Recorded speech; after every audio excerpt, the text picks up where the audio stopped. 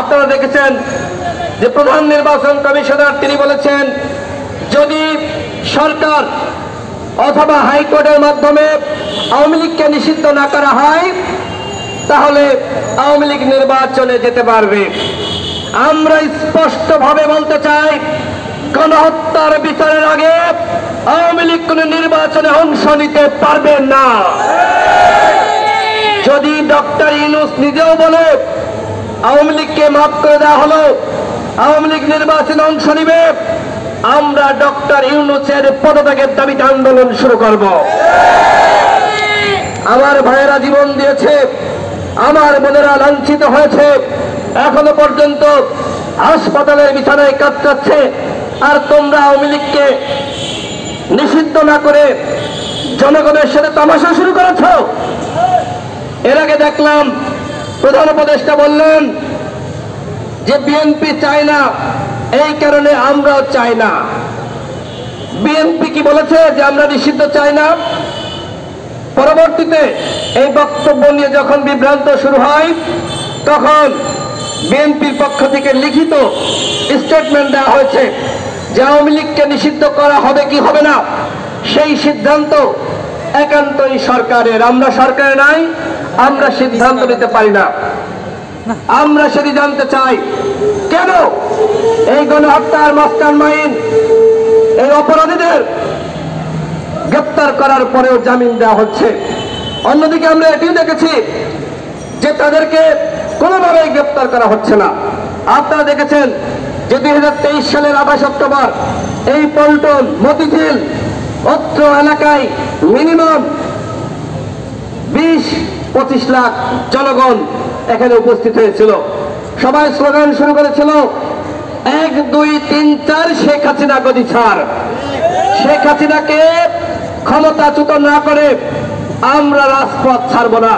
আপনারা দেখেছেন সেই রাজনৈতিক আন্দোলনকে কিভাবে হাসিনার পেটোয়া বাহিনী পুলিশ গুলি করে, সাউন্ড গ্রেড নিক্ষেপ করে, রাবার বুলেট ছুড়ে কিভাবে সেই আন্দোলনকে মুহূর্তের মধ্যে সেই আন্দোলনকে বানচাল করেছিল।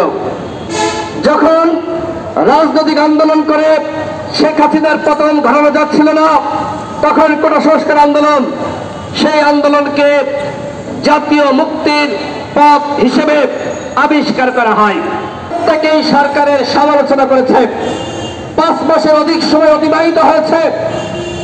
এই 5 মাসে সরকারের সফলতা কতটুকু আমি অন্তর্বর্তীকালীন সরকারের মাননীয় প্রধান উপদেষ্টা তাকে উদ্দেশ্য করে বলেছিলাম, মাননীয় প্রধান উপদেষ্টা আপনি সকলের বক্তব্য শুনছেন, এই বক্তব্য শুনে আপনাকে অনুধাবন করতে হবে সরকারের প্রতি মানুষের ভালোবাসা বেড়েছে নাকি কমেছে, সরকারের প্রতি মানুষের ক্ষোভ বাড়ছে নাকি সন্তুষ্টি বাড়ছে। আমি সেই প্রশ্ন করেছিলাম।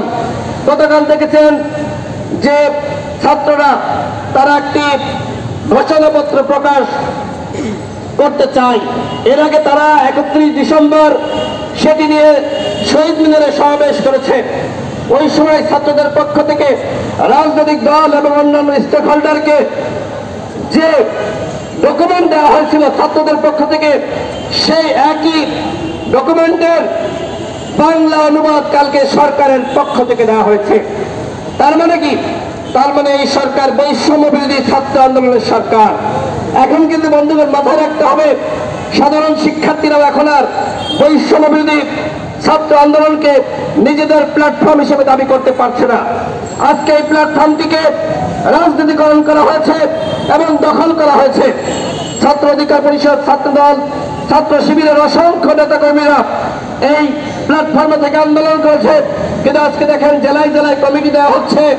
সেই কমিটিতে তাদের যারা মনোনীত, যারা তাদেরকে মানবে নেতা হিসেবে, তাদেরকে এই কমিটিতে রাখা হচ্ছে। তাহলে ওই সময় আপনারা বলতে পারতেন যে আমাদের সাথে যারা রাজনীতি করবে তারা ছাড়া আমাদের সাথে কেউ আন্দোলন করতে পারবে না। তাহলে আমরা দেখতাম যে তোমরা এই কতিপয় ছাত্ররা কিভাবে সরকারের পতন ঘটাবে। আজকে যখন সরকারের পতন নিশ্চিত হয়েছে, এই আন্দোলনে প্রত্যেকটা রাজনৈতিক দল ভূমিকা রেখেছে, এমনকি সাংবাদিকরা ভূমিকা রেখেছে। একটু আগে এইখান থেকে একজন সাংবাদিক আমাকে যেটি বললেন যে গণঅভ্যুত্থানে সাংবাদিকদের যে ভূমিকা, সাংবাদিকরা শহীদ হলো, আহত হলো, এ বিষয়ে আপনি কিছু বলেন। দেখেন, আমরা এর আগে একাধিকবার বলেছি এই গণঅভ্যুত্থানে 6 জন সাংবাদিক শহীদ হয়েছে। এই গণঅভ্যুত্থানে অসংখ্য সাংবাদিক তারা আহত হয়েছে, কিন্তু এখনো পর্যন্ত সেই সাংবাদিকদের যে ক্ষতিপূরণ দেওয়া, তাদের সুচিকিৎসার ব্যবস্থা করা, সেটি কিন্তু করা হয়নি। আমরা গণ অধিকার পরিষদের পক্ষ থেকে সরকারকে বলবো যে আপনারা অনতিবিলম্বে এই 6 জন সাংবাদিকের পরিবারের সাথে যে কোনো একজন উপদেষ্টা দেখা করেন এবং তাদের ক্ষতিপূরণ নিশ্চিত করেন, এবং যারা আহত হয়েছিল ওই সকল সাংবাদিকদের সুচিকিৎসা দেন, ক্ষতিপূরণ দেন।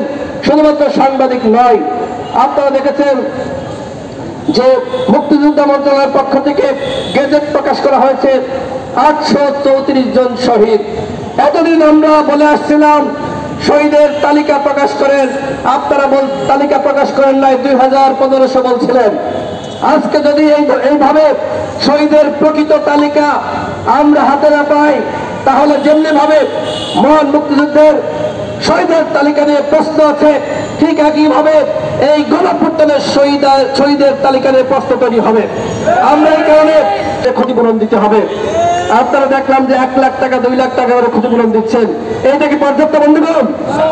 এবং একই সাথে যারা আহত হয়েছে এদের সুচিকিৎসা নিশ্চিত করতে হবে, এবং প্রত্যেক আহত পরিবারকে তাদের যে ধরনের আহত হয়েছে সেই বিবেচনা অনুযায়ী ন্যূনতম 50 লাখ টাকা করে ক্ষতিপূরণ দিতে হবে। আমি বক্তব্য বাড়াচ্ছি না, আমি সর্বশেষ বলবো, এই যে আওয়ামী লীগের হাইকমান্ড গণহত্যার বিচারের আগে আওয়ামী লীগ নির্বাচনে অংশ নিতে পারবে না। সেই গণহত্যার বিচার হচ্ছে ততক্ষণ পর্যন্ত আওয়ামী লীগ এবং তার কোন অঙ্গ সংগঠন বাংলাদেশে সাংগঠনিক কার্যক্রম